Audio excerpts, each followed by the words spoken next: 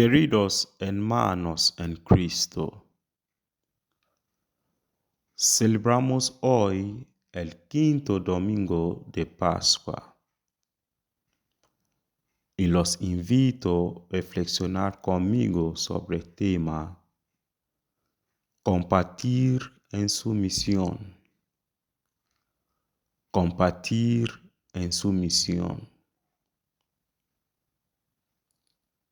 En el Evangelio de hoy, Jesús se despide de sus discípulos diciéndoles que se dirigía a la casa de su Padre, donde hay muchas habitaciones, y que Él les iba a preparar un lugar y vendría otra vez y los llevaría consigo para que, donde Él esté, ellos también estén.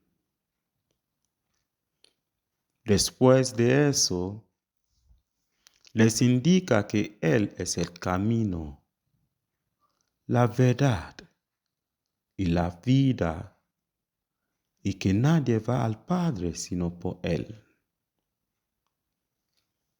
Este mensaje no solo va a sus discípulos, sino también a nosotros que creemos en Él. Como camino, Jesús nos hace comprender que Él es el puente entre su Padre y nosotros.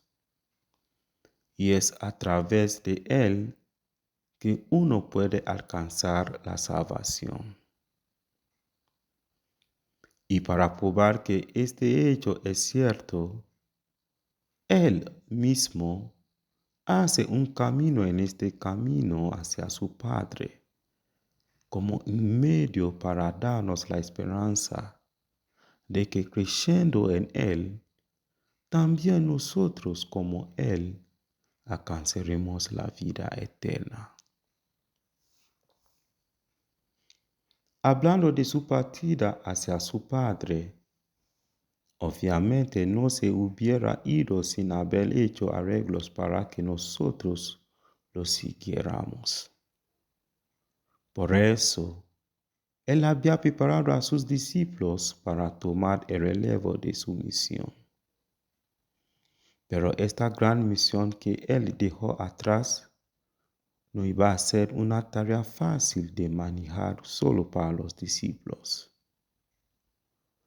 Es en ese sentido que en la primera lectura, los discípulos, después de ver la necesidad de dedicarse a la oración y predicación de la palabra de Dios, decidieron elegir a 7 personas adicionales que servían como diáconos para ayudarlos en el ministerio.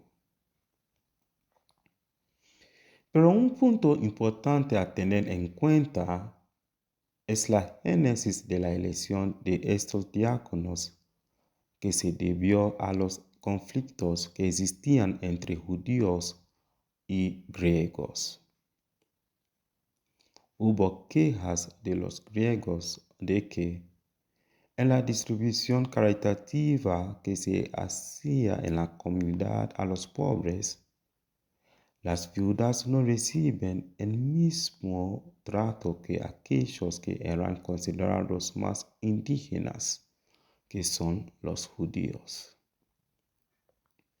Fue a raíz de este conflicto que se estableció un diálogo comunitario para solucionar este problema, que culminó con el nombramiento de los 7 diáconos.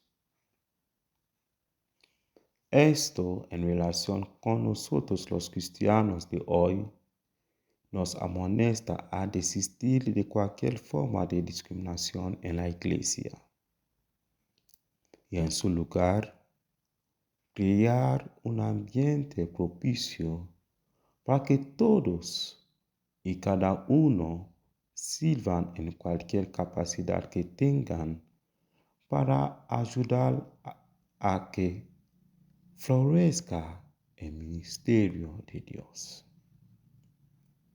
Todos somos igualmente cristianos e hijos de Dios en virtud de nuestro bautismo. La obra de Dios no es solo para un grupo de personas en la iglesia, ni solo para los sacerdotes, sino para todos los que estamos bautizados, participar en su misión. Que Dios Todopoderoso los bendiga, el Padre, el Hijo y el Espíritu Santo.